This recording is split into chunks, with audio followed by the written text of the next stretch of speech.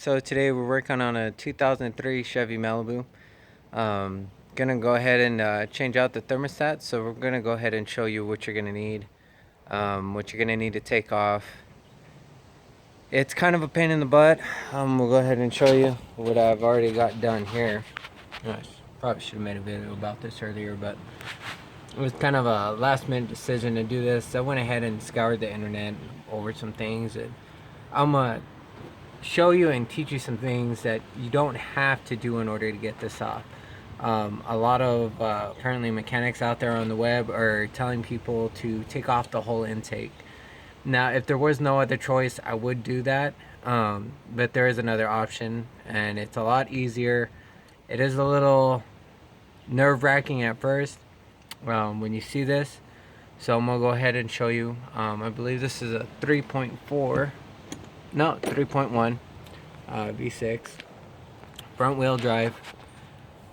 Now what you're gonna have to do right here is go ahead and take out the air box. There's gonna be a 110 millimeter nut that goes right here. I don't know if you can see that.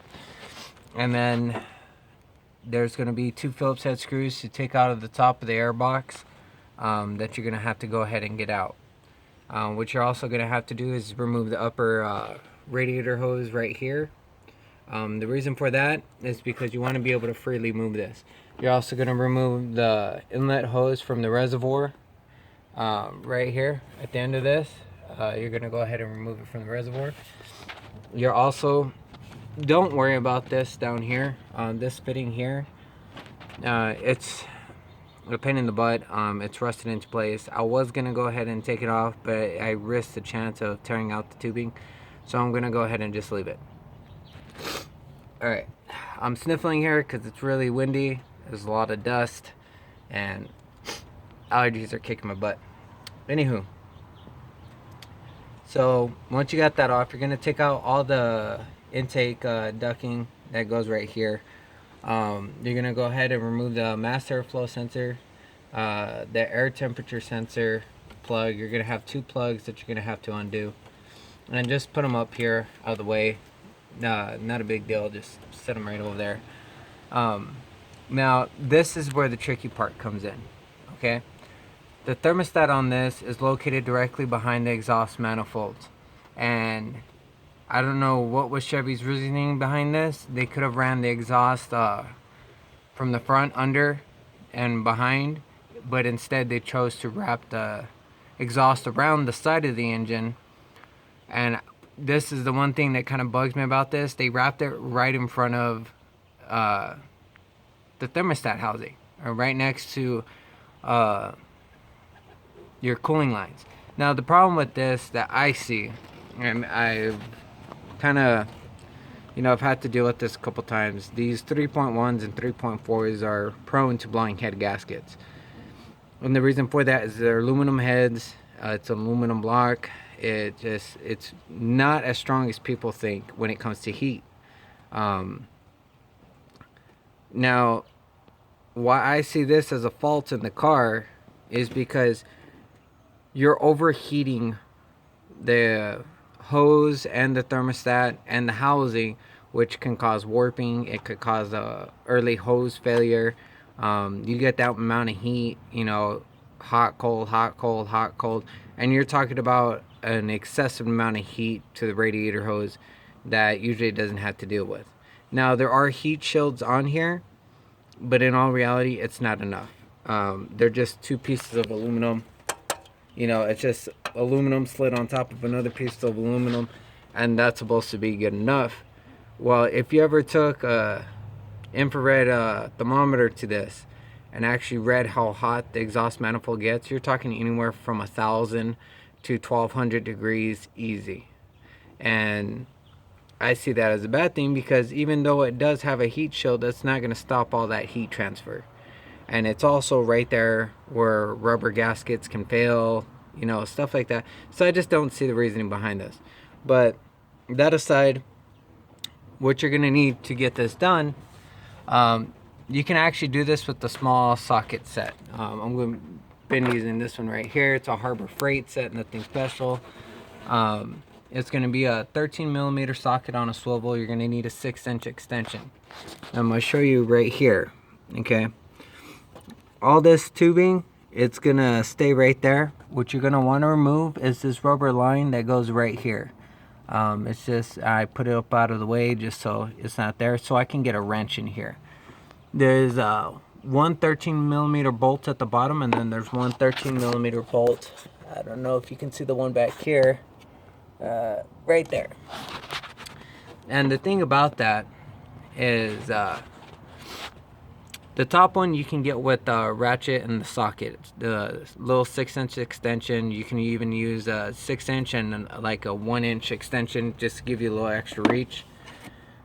You don't need a whole lot. You're gonna need a swivel, and it's gonna have to be a short socket. You don't need a deep socket on this because it's not gonna clear that tubing if you use a deep socket. Now for that bottom one, you're gonna have to use a 13 millimeter wrench, box end, and it's gonna take a little time to unscrew it, get it loose, but in the end, that's gonna be the easiest way to get it out. You just unscrew it, drop the bolt through the bottom, and pull it out.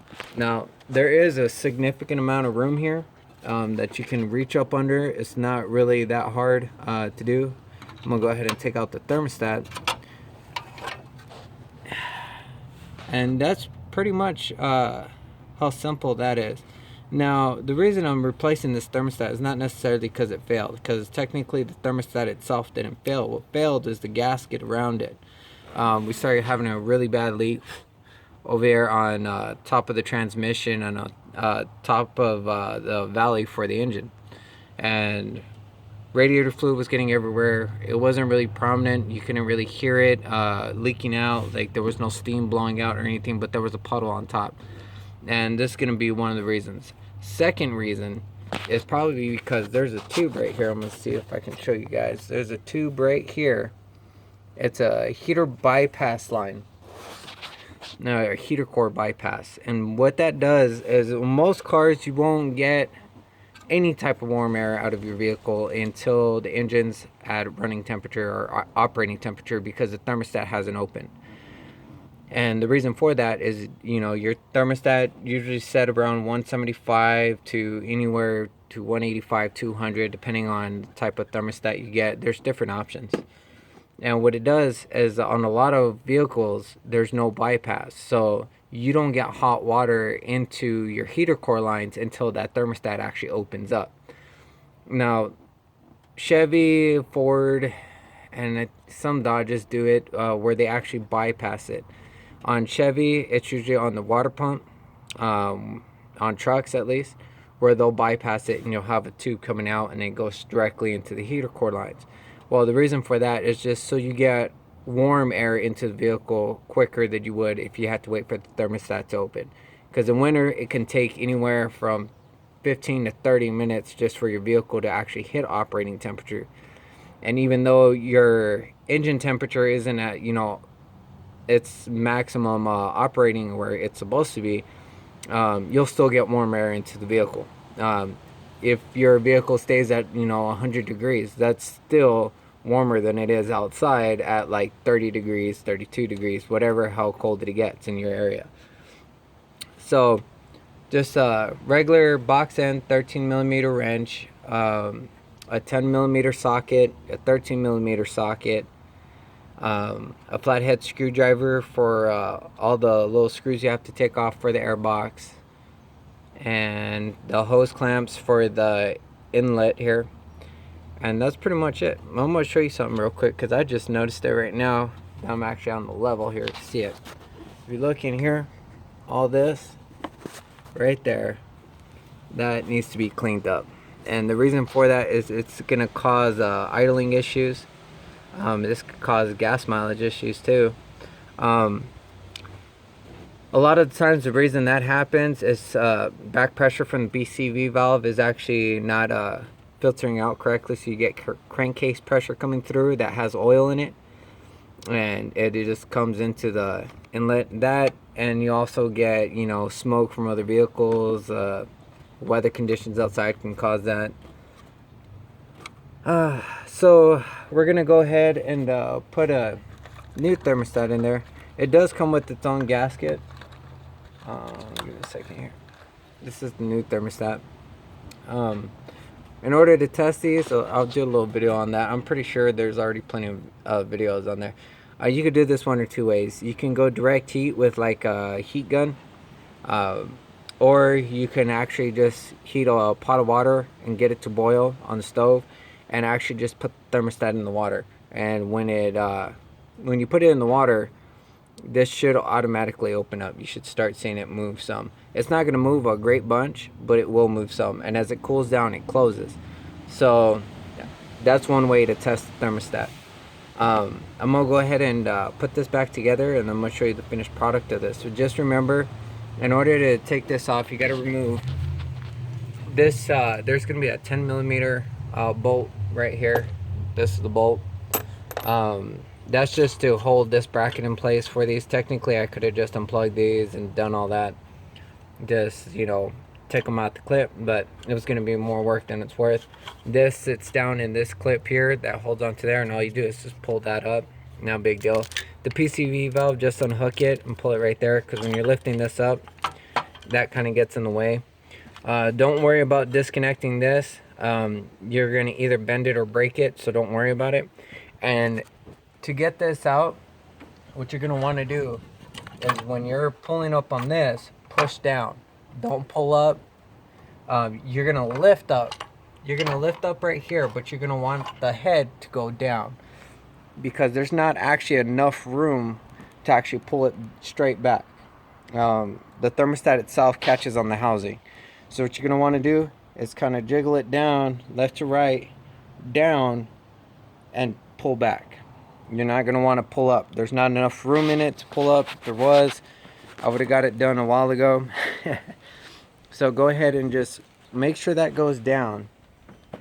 And that should be it as far as that goes. You don't have to disconnect the battery terminals and everything. I know people are going to tell you to safety or disconnecting the mass airflow sensor, the ambient air temperature sensor. And don't worry about that. If I really thought it was an issue and it was going to cause a problem, I would tell you to do it. But in this case, there's no real electrical interference that you're going to run into. You're not going to be trying to start the vehicle without the mass airflow sensor, any of that, because it wouldn't work. And yeah, if I thought, you know, there was possibility of me hitting the positive cable with, you know, a wrench or, you know, a socket, whatever, yeah, I probably would have disconnected it. But me, it's one of those things. I've done this enough times. If I thought it was gonna cause an issue, I would have took it off. Now, by all means, if you know you're that gung-ho about it, go ahead and just remove the positive terminal, set it down out of the way. But as far as this goes, that's what you're gonna need. That's what you're gonna need to do. And I'll go ahead and do a little video on the after effect on this. Now there is one O-ring that usually always tends to fail, and people forget about this O-ring. And this is just a little quick tip. Back here, there's a tube that goes to the housing. Now, you see this Permatex right here? That's probably leaking as well, but there's it's not a slide fit tube like a lot of people want to think. There's a real small O-ring that goes on that tube goes into, and that's part of the water system for the motor that goes to the intake. So don't automatically assume it's your thermostat. Take a flashlight or run it during the day, whatever. Get your vehicle to operating temperature and just keep an eye on that.